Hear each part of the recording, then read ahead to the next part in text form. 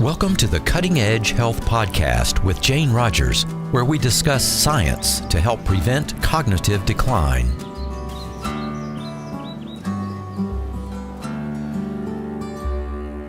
We keep hearing how diet is critical to the health of your brain and your body, but we haven't devoted an entire episode to what we should be eating.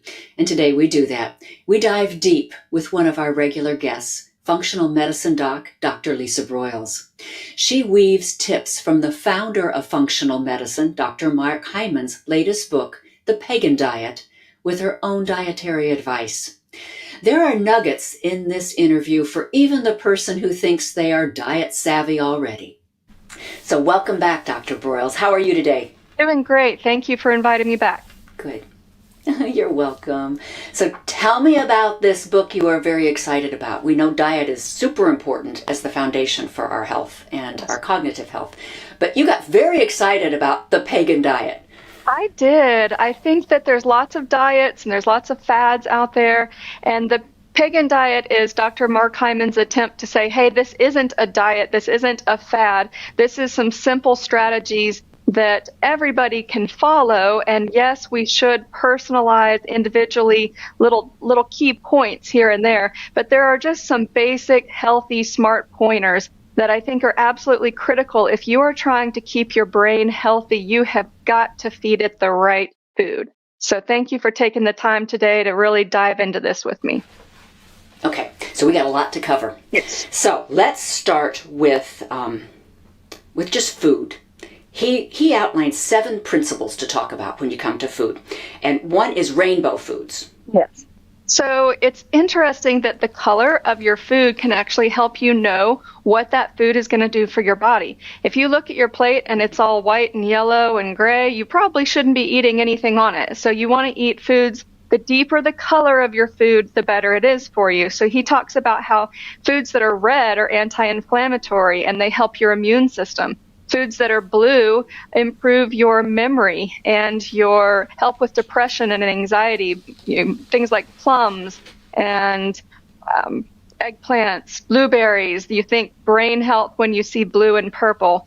If it's green, it's going to help with circulation. If it's yellow, that food is probably going to help you with your gut. If it's orange, it helps with your hormone regulation. So it's amazing how the color of the food actually tells you what it's going to do for your body.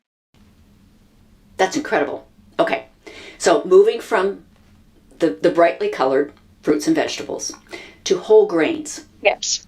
So this book blew my mind in the whole grains chapter, because when I think of whole grains, I think of a healthy bread with lots of seeds tucked into it. But he actually says whole grains are not anything made from flour. That was just kind of a lightning bolt moment for me of, oh my gosh, whole grains actually mean the whole kernel. So when he talks about eating a small amount of healthy whole grains, he means whole kernel, like brown rice, black rice, purple rice, which he calls the blueberry of the grains world. It's actually, they're chock full of phytonutrients and antioxidants for your health. But you also should be eating things like quinoa, buckwheat. If you see that the theme here is the whole kernel. So you should really limit anything made from flour as much as possible, because that's driving insulin resistance, elevated blood sugar, diabetes across the world. I know about white rice and brown rice. Purple rice was new to me. I know, it's delicious too. It has a nuttier flavor. Purple rice and black rice they were called forbidden rice or the emperor's rice because they were for the nobility. I mean, this is the king of rice as far as nutrition goes. So I love to cook some chicken and have some black rice or purple rice with it. I just love the nutty flavor of it. Great, I'm on it. Yes. So meat, smart choices. Yes. So meat can be good for you. There's been some new studies that discovered that meat actually has phytochemicals in it. We didn't know this. We knew that there was phytochemicals, which, by the way, are your cancer-fighting compounds that are in fruits and vegetables. We knew that they were in fruits and vegetables and whole grains. We didn't know that free-range meats actually have phytochemicals in them. So studies have shown that if you eat a goat that has free-range in a pasture versus a cow that has been raised in a feedlot, that your meat is chock full of phytonutrients like quercetin. And right now with COVID, everybody's heard the word quercetin because it's an incredible herbal anti-inflammatory, antihistamine. So quercetin's super good for you, and it's in the meat from free-range goats. So meat can be nutritious if you source it correctly. You're trying to get it from animals that have not been raised in feedlots where they're fed junk like candy and genetically modified corn full of Roundup. You have to realize that you are not only what you eat, but you are what your food ate. So if that burger that you're eating was from a feedlot and that cow was stuck in that pasture and never allowed to graze on real grass, then it's going to be chock full of the wrong kind of fats, and it's not going to have any of the nutritious vitamins and minerals that your body needs to absorb. The other thing with meat is all about how you cook it. You should cook meat at low temperatures. So it's better to bake, to roast, to poach than it is to fry and to grill. The other thing is cook your meat with things like red wine, olive oil, herbs, and spices. Studies have shown that when you cook meat with these other phytonutrients, you're actually decreasing the oxidative stress on your body from consuming that meat. Okay. It also tastes better when you have grass-fed Absolutely, meat. I think so. You can really tell. Yeah, you know, the healthy quality of the fat from a free-range animal, first of all, there is less of the fat, but that fat has more omega-3s and less omega-6s, which is what your brain and your hormones need to be healthy. So, poultry, eggs. Yes. It's confusing because you've got free range and you've got, Yeah, let's talk about that for a minute. I am a chicken farmer myself. I have all kinds of chickens and I love my chickens. And I have to say, when I see in the grocery store that the little carton says vegetarian-fed hens, it breaks my heart for those little chickens because chickens love bugs and they love worms. And if those chickens are free range, they should go around pecking up little bugs in the soil. And the best way to control ticks and spiders in your yard is to have chickens. So if a chicken has been vegetarian fed, that means that is not a free range chicken and it was primarily fed junk like corn. So stay away from any egg cartons that say vegetarian fed hens. You should be looking for free range hens that are allowed to go around and graze and eat all that. My chickens, when they see me, they come running and they always expect a handout. And not only do I give them my leftover kitchen scraps, but I give them a multi-mix of healthy kinds of seeds and I let them free range all over my yard, which does result in chicken poop in places where you don't want it, but it's worth it when I eat those eggs. So the same thing is true for the chicken itself and the meat from that chicken. Chickens that are fed just grain in the chicken feedlots, if you will, those big cages that they never see the light of day, that meat is much higher in arsenic. Okay. And you would say, and it's because they are fed arsenic in their food. And the problem with that is we think, oh, well, that's a safe form of arsenic that we're giving the chicken, but the chicken's body converts it to an inflammatory, bad for us kind of arsenic when it comes to human consumption. You know, I must say, as an aside, your eggs are the best I've ever had. Yay! They just jump off my plate. They are so fresh. Yeah, well, my husband eats probably about 6 of them every day, and he has the best HDL cholesterol that I have ever seen in a man. And I think it's because the yolk for our free-range eggs is so rich in the right kind of fats. He's getting the good stuff. So, thank you. You're welcome. Speaking of fats are important. Fats are important. Did you know that our brain is primarily made of fat? So fats have been vilified for so long, and it's really about choosing the right kind of fat. So our hormones are made of fat. Our cell lining, called the lipid coating, is made of fat. The way that all the cells in your body communicate and talk to each other is when these little fat membranes communicate and talk to each other. So your body is going to incorporate whatever fats you're consuming into that lipid coating. It's going to coat your neurons in your brain. It's going to make your hormones out of it. So you want to choose the right kinds of fats. And what I mean by that is olives, olive oil, coconuts, avocados, nuts. These are healthy fats. And animal fat in a free-range animal is also safe. I will say one caveat: if you have a gene called the ApoE4 gene, which I know we've discussed in some of our podcasts, but this is an important gene that if you have the ApoE4, it increases your risk not only of Alzheimer's, but of inflammation. People with the ApoE4 gene in general don't do well with much saturated fat. So they should follow less saturated fat in their diet than those that don't have the ApoE4 gene. If you don't know if you have it, talk to a functional medicine doctor, talk to me, we can get you tested and find out. But it's not that you can't have saturated fat if you have the ApoE4, you just need to use smart choices for it and eat less of it. So that involves dairy too. Someone Yes. with the ApoE4, like I have, I shouldn't be eating full-fat dairy, whole milk. Right. So dairy, healthy dairy would be from sheep. So cheese made from sheep is okay. Goat cheese is also good for us as well. Most of our American cows produce a casein called A1, which unfortunately is pro-inflammatory, worsens acne, worsens allergies, not as digestible, whereas A2 cows have more of the low inflammation, good for you, if you will, casein. So, of course, if you're lactose intolerant, it doesn't really matter what kind of A1 or A2 milk you're drinking. You shouldn't be drinking it. However, if you're not lactose intolerant, again, if you drink small amounts of A2, or instead of butter, you use ghee, which has had the lactose cooked out of it, or you're using goat or sheep, those are all better, safer choices of dairy. The calcium in dairy, I know that the mass marketing says milk does a body good, but the truth is that the calcium that your bones are made of is primarily calcium hydroxyapatite, and you get that mostly from kale and cabbage and sesame seeds and sardines and chia seeds. You can absorb the calcium from these foods much better than you can from cow's milk. Very important, especially for women. Yes. Yeah. So, pros and cons of being vegan or vegetarian. You know, I have some friends that are vegan, and I tried going vegan in college, and I found after 8 months, I was severely anemic. And unfortunately, if you are a vegan, you are going to run the risk of being deficient in zinc and iodine and vitamin D and B12. Did I mention iron?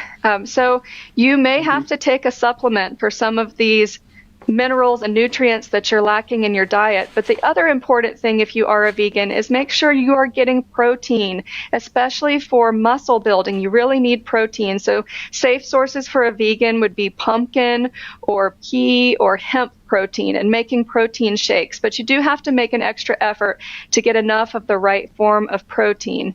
A lot of vegans tend to eat a lot of carbohydrates. They eat a ton of bread because that's convenient. Breads, crackers, cereals, which are all just driving up their insulin levels. And it actually is making more of the vegans pre-diabetic and even diabetic because they're not eating enough of the vegetables and they're eating too many carbs. So it is possible to be a vegan and do it in a way that's healthy for you, but you do have to push the protein and you may have to supplement some of those minerals. So let's switch to another part of the book, and that's behavior. Okay? Yes. So there are 10 different things that I know you'd like to talk about when it comes to behavior and food. The first one is the 75% rule. What is that? So Dr. Hyman's 75% rule is that when you look at your plate, he tries to incorporate 3 vegetables with each meal if possible. Your meat should be your side dish, not the star of the show. And when he says 75%, he means that of the vegetables on your plate, 75% of those vegetables should be non-starchy. So starchy vegetables are most of what Americans think of when they think of a vegetable, which is potatoes and corn, right? And some squashes. Mm-hmm. But unfortunately, those starchy ones, too, can drive up insulin levels and increase your risk of diabetes. So ideally, you should be having 75% of your vegetables being your leafy greens, your carrots, your non-starchy vegetables, your broccoli, your Brussels sprouts. And what is eat regeneration? So Dr. Hyman had some really interesting talks in his book about regenerative farming.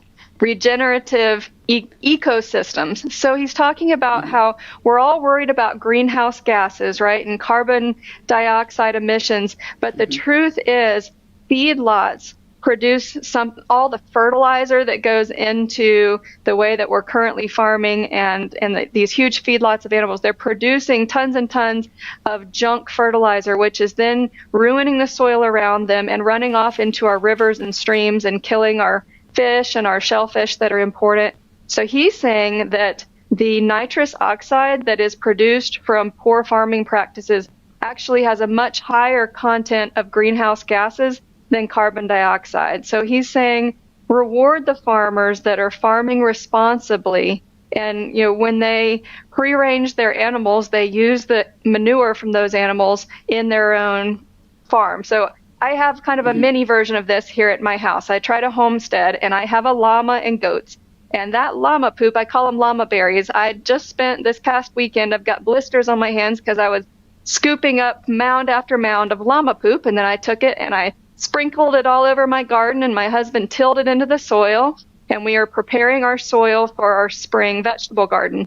But then I also take the llama berries and I sprinkle them all around the bases of my fruit trees and even my flowers. My hydrangeas just love them. So then in the spring, all those little berries are slowly absorbing into the soil, and I've been able to use my compost responsibly. Every time I see my llama out there producing more berries, I just get so excited because every probably 4 months I can run out and grab it and use it to fertilize my garden and my vegetables. And I just love spring here because my flowers are so happy. So if you can reuse it, everything that we don't use in our kitchen is either eaten by my pig or my goats or my chickens. So you can responsibly reuse and recycle. And if we did that on a macro level, we would reduce the amount of greenhouse gases as a planet. You are inspiring me.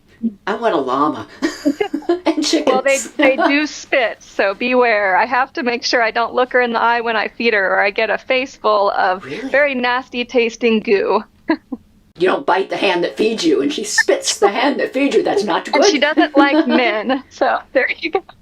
Really? Yeah. Okay.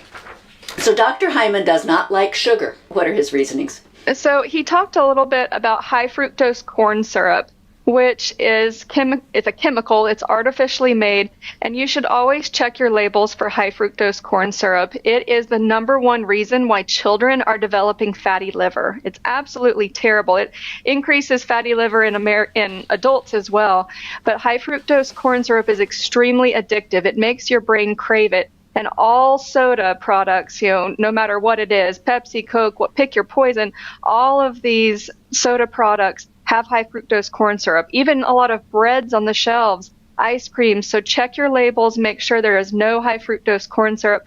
But even other alternatives, sugar, white sugar is still bad for you. It drives up your blood sugar, and then it makes it crash, and then you get lightheaded and grumpy, and then you reach for more sugar to try to get your energy back up, and it leaves you on an emotional and a physical roller coaster. Plus it drives obesity, which here in America with our sad American diet, we are addicted to sugar.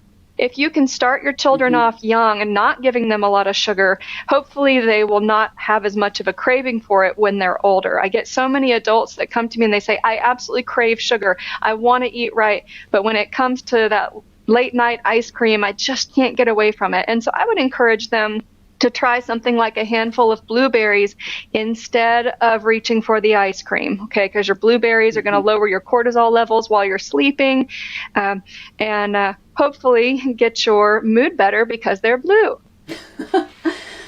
I've found with sugar, I've been addicted to sugar too. And I find though, after I've gone off of it for a number of days, like 4 or 5 days, my craving starts to diminish. And then after 2 weeks, I don't crave it anymore at all, which is, I didn't think it was possible. Yes. Any habit can change, and cravings will change after 2 weeks.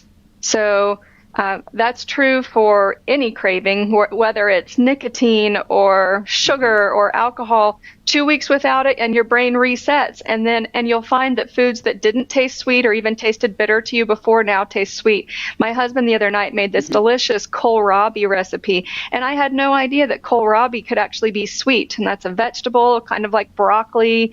It was absolutely delicious, but you have to get away from sugar, and unfortunately bread converts to sugar, so you end up, even if you say, well, I don't like cake, but I'll eat this bagel, it's really the same thing, because that bagel is converting to sugar in your body. We're talking about things that we shouldn't have, and chocolate, caffeine. Caffeine is in chocolate. That I'm so crazy about chocolate, but this is not good, is it? Well, and again, the form of chocolate is important here. So if you're eating a dark chocolate that's around 80% or higher, there is actually some nutritional value in that chocolate. It has magnesium and it has iron. So for women, that can be important. So I do have some very dark chocolate that once a month I happen to crave, and we'll have a little square of it. It's all about how much chocolate and how often you eat it and what form. So just good old milk chocolate has way too much sugar and milk, and you should really ideally avoid that. And, we're trying to be realists here at the same time. These sugar and alcohol and caffeine, you could call them crutches even for our mood. A lot of us come home from work and we crave something to help us unwind. And I would encourage you to reach for, make some green tea, which is going to help your body fight cancer. And if you're a cancer survivor, drinking green tea improves your body's ability to fight off cancer cells and decreases your risk of your cancer coming back. So it's all about choosing the right choices. 1 cup of caffeine isn't going to hurt you. 3 cups of caffeine is going to stress your adrenal glands, increase your cortisol production, make your heart jittery, increase your risk of heart arrhythmias, not to mention the effects on the bowels. So it's all about moderation. So we all know about different diets. There's so many of them out there. But what Dr. Hyman is saying is that you really need to custom fit the diet for you. Everybody's body's different. He stresses these basic principles that are wise for most of us to follow, but he encourages you to find a functional medicine practitioner that will actually do genetic testing and nutritional testing to see, hey, what are your personal nutritional deficiencies that we can shore up, and what foods can we recommend? There's tons of saliva tests out there. I use one called Nutrition Genome for my patients, where they are sent a saliva kit, and that takes about a month to come back, but when it does, it gives us all the genetic information for that individual that says, hey, according to your genes, you should avoid, say, beef or milk, but you should eat, and it actually lists specific foods that genetically are good for you, salmon or sweet potatoes. It individualizes it for you according to your genetic makeup. I have had so many patients that come to me and say, Doc, what diet should I be on? And some patients absolutely thrive on a vegetarian diet and others on a carnivore diet. And so you can't say one size fits all when it comes to diet. I highly, highly recommend personalized nutrition through a functional medicine trained practitioner. Very smart. Detoxification. This is also a big topic.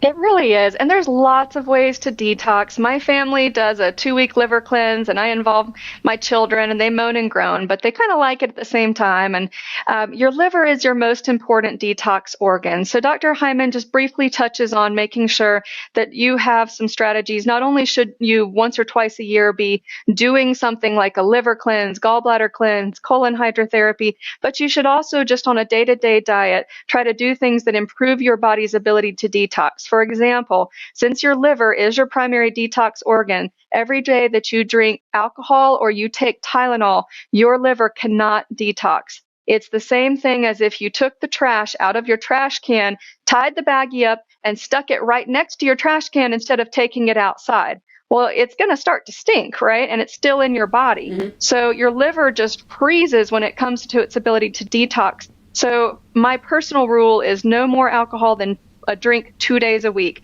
And that gives my body 5 days of the week to detox, to get rid of any accidental plastics or chemicals that I might have inhaled or applied or ingested through my foods.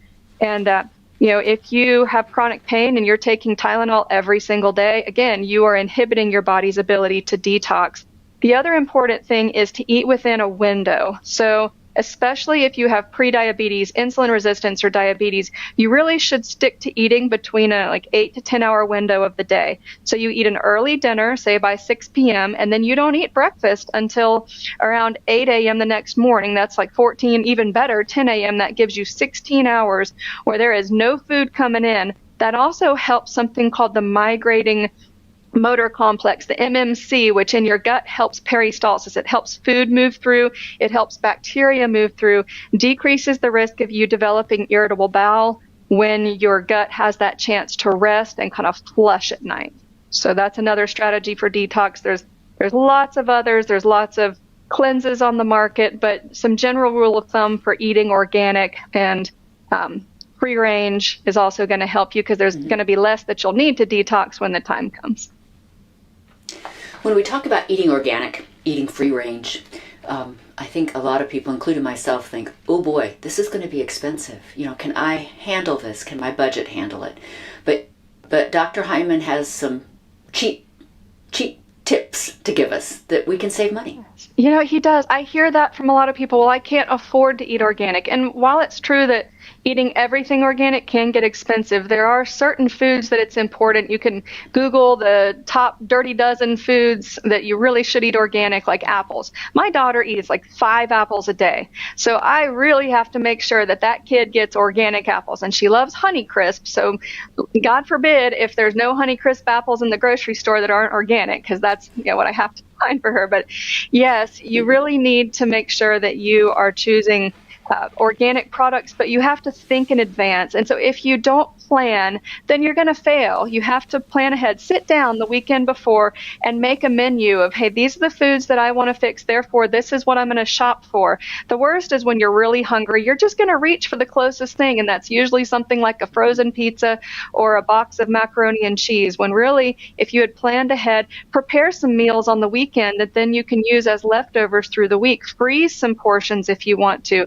So I think the trick to eating healthy, go to places like Aldi and Lidl. There's grocery stores that are discount grocery stores that still offer healthy food at a discount. So you may have to go a little bit further to find it. You may have to plan in advance, but it is possible to do it cheaply. You can also join a CSA, a local community agriculture program, or a farm.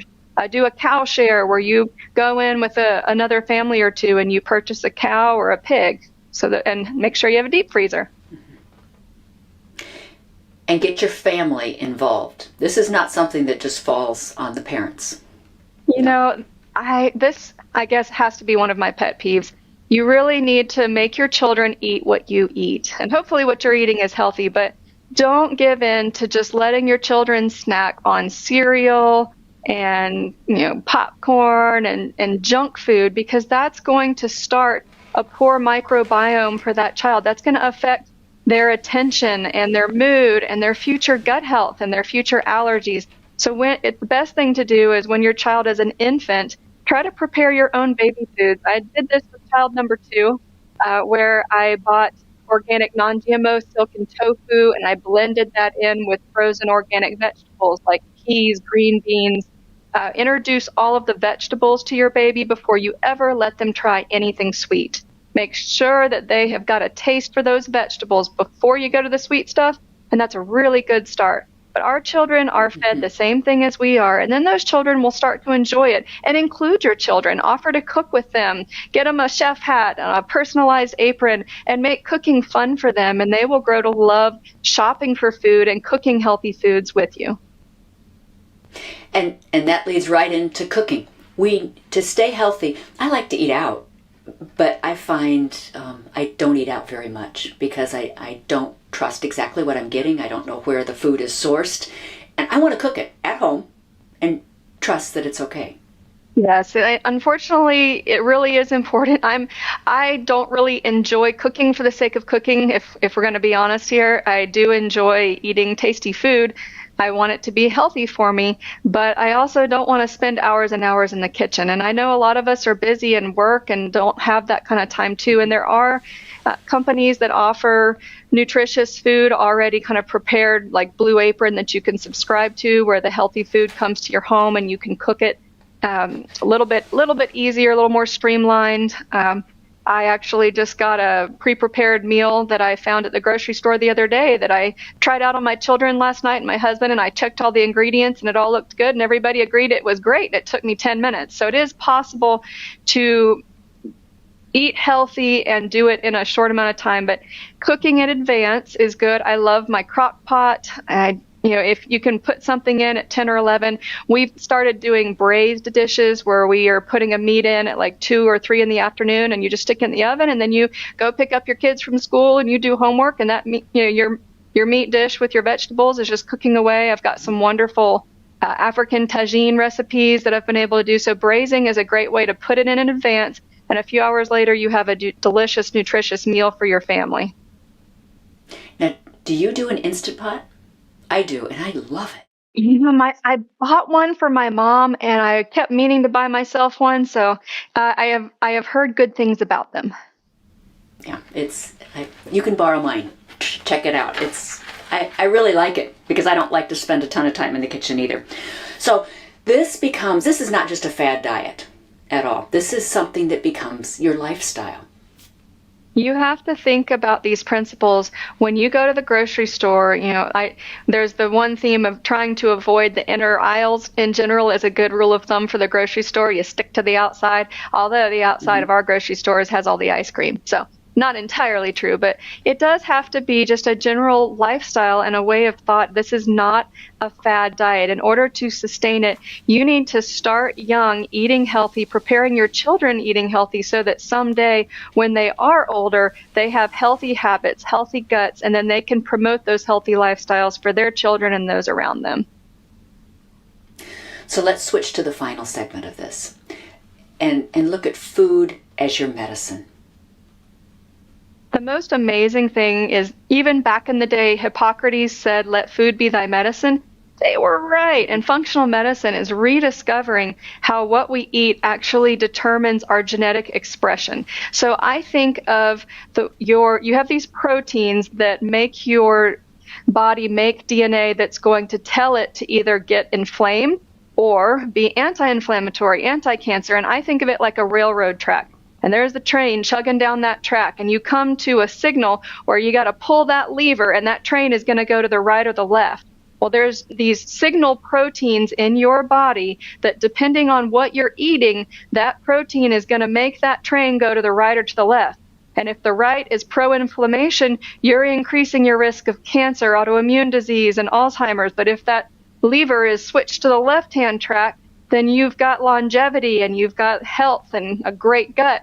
And it's all about what you're eating, the environment that you're in changing your genetic expression. We never realized this whole field of epigenetics of how our environment, how what we're eating affects us at a molecular level. So you have to think of food as either a medicine or a poison. And I think if you learn to eat this way, you're going to find that you can get off of some of the medicines and start using food as your medicine. I was just talking to a neighbor yesterday out on the street, and he said, I've dropped 2 of my diabetes medicines because now I'm eating almost all vegetables. I eat some meat, but mostly vegetables. He completely changed his diet and lifestyle, and he was so excited, and he even looked, I thought, a lot better. Yeah, he felt better. I'm sure he had more energy, sleeping better, all of the above. It's worth it. So talk about your body as a colony. I really love this topic. So I scuba dive, and I absolutely love a really healthy coral reef, which unfortunately are getting fewer and harder to find these days. But you can't think of yourself as an individual. You are a colony. You have to think of yourself more like a coral reef. So your body is made of bacteria on your skin that affects whether you're going to have rosacea or acne. Your body is made of bacteria in your gut, and that bacteria is going to do good things for you, like help your body to harness calcium and put it into your bones, help you to make to have a healthy immune system. So you have to have good flora and the right flora in the gut, on the skin, for everything to work correctly. So your body, it's all one part, but you are a host to many, many millions of bacteria, and you can choose which kind of bacteria are in there. Case in point, Dr. Hyman talks about this one bacteria that should be in everyone's gut called Akkermansia. Akkermansia helps you to make mucus in your gut that lines the intestines and helps you not get holes called leaky gut. Okay, it helps your gut be healthy, and you can increase your Akkermansia in your colony by eating things like cranberries and pomegranates. Okay, your things that are called polyphenols, green tea, taking green tea capsules or drinking green tea daily. These will increase the food, which is called the prebiotics, that feed the good bacteria that we want, like the Akkermansia. And you were telling me you love tea. I know you love tea, but you've really increased your green tea consumption. I have, and I have to say, I don't really love the flavor of green tea, but there's a lot of green teas that you can get that have pomegranate or a little bit of mint. Sometimes I'll mix my loose leaf teas to give myself a little bit of an herbal. I really love the herbal, more chamomile stuff, but I have started drinking the green tea and I'm starting to develop a taste for it. Again, changing habits. And if you really just don't like the taste of tea, then you can buy green tea capsules. So 1 cup of green tea would equal 3 green tea capsules. So if you're, for instance, a breast cancer survivor, then ideally you want to try to drink about 3 cups of green tea a day, which really equals about 9 capsules of green tea, which is kind of a lot. So maybe you could mix and match it a little bit. But I'm blessed to have a wonderful tea store in our little small town that has loose leaf teas. And I just go and I smell and I pick and I choose and I blend. And I absolutely love my herbal teas, my green teas. She even has one that's called an endurance tea that I use before and after my athletic events to help my adrenal glands recover, that's full of ashwagandha and eleuthero and schisandra berry, and just really good for you. You've really inspired me, because I always thought I didn't have time to sit and drink a cup of tea. But thanks to you, I got one of those tea warmers. So I always have this hot little cup right next to me, and I'm drinking so much more tea. So thank you. Well, wonderful. I took some with me when I'm going on a hike. I'll put it in a mug, and instead of hot chocolate, I've been trying to switch us over to how about we bring how about we bring some green tea out on the trail and have some tea. Although I do bring some hot chocolate for my children every once in a while. So, talk to me about the fountain of youth. Dr. Hyman mentions this, and I think it's so true. Just as a society, we have this desire to try to find immortality, this fear of dying, of wanting to preserve our longevity. And really, you have to think of the fountain of life being what you are putting in your mouth. You are the fountain of life. What you are eating is your fountain, and you're choosing whether you're going to drink from the sewer or whether you are going to drink from the fountain of life. By what you're eating, what you are drinking, what you are consuming determines your own personal fountain of life. Tell me about how food, we've touched on this before, but how it can really change your mood. So, psychiatric disease is rampant right now, especially with COVID. We've seen a huge rise in suicide and depression and anxiety. And so much of it, people are packing on the pounds because they didn't go out and exercise. The gyms were closed. Even national parks were closed for a time. Unfortunately, anxiety and depression, people go to their doctor and they're just given an SSRI, a serotonin selective reuptake inhibitor like Prozac or Paxil, which we don't even really understand how they work, by the way. But the truth is that those can unfavorably make your gut less healthy. They can kill some of the good bacteria that you really want. You can change your mood according to what you eat. So instead of reaching for a bowl of ice cream at night, like I said earlier, reach for a bowl of blueberries, eat some plums, eat some eggplant. You want to eat healthy to improve your brain health and your cognition. There's a preservative in foods called calcium propionate, which has been linked to autism and attention deficit. And it is in most of our cereals and a lot of our grains. So once again, when you're eating things that are chock full of preservatives and words that you don't know what they mean, good chance are that they're actually bad for your brain and bad for your mood. And so I think the last thing you wanted to talk about was just give us a pep talk that we need to start today. Yeah. This is something we can all do. Yes, and this is something that all of us can do at any time, but I do have to say, if you get a hold of these concepts when you are young and when your children are young, you can make a much better long-lasting difference for yourself and for your friends, your family. Hang out with people that also like to eat healthy and have a dinner party where you all bring healthy foods and enjoy the way they taste together. So you can have a fun, healthy dinner party and still make it taste good and be healthy. It's challenging sometimes, but it's totally possible. You can have a large variety of different vegetable dishes that taste incredible. And yes, you can have a meat that you have roasted properly, that you've prepared with your herbs and spices that absolutely melts everybody's mouth, but it's paired with the right vegetables. It's cooked appropriately. So my light just died. Excellent. Yeah. That's okay. You still look great. Dr. Broyles, thank you. Thank you so much. It's just such a joy to listen to you and hear your words. You take care of yourself. Thank you. You've been listening to the Cutting Edge Health Podcast, created and hosted by Jane Rogers. The website is cuttingedgehealth.com. We hope you enjoyed the show and would very much appreciate your writing a review. They help a lot, and we read each one. Any information shared on this podcast is for educational purposes only. Guest opinions are their own. This podcast is not responsible for the veracity of their statements. The comments expressed are not medical advice. Do not use any of this information without first talking to your doctor. This podcast and Jane Rogers disclaim responsibility for any adverse effects from the use of any information presented. Thank you for listening and have a beautiful day.